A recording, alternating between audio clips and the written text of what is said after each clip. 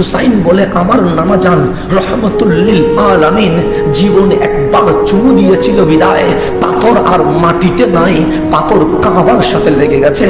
আল্লাহর নবী ডাক দিয়ে বললেন, হুসাইন একটা চুমুতে যদি হাজরে আসওয়াদ বেমিসাল হয়ে যায়, তুমি হুসাইনকে আমি কয়বার চুমু দিয়েছি একটু বলো না।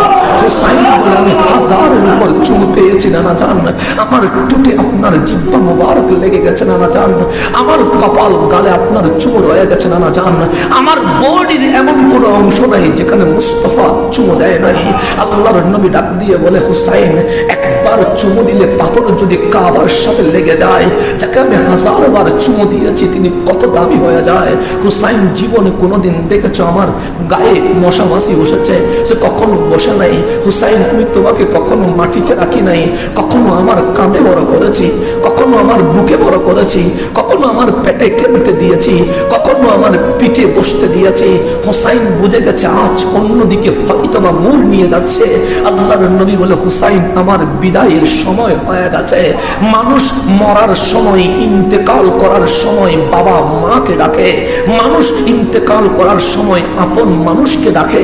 আমার জিহ্বা বলে নাই বাবা আব্দুল্লাহ, আমার জিহ্বা বলে নাই মা আমেনা, আমার জিহ্বা বলে নাই আবু বকর, আমার ওসমান আলী, কিন্তু হুসাইন দেখো না আমার ঠোঁট বলছে উম্মতি উম্মতি উম্মতি।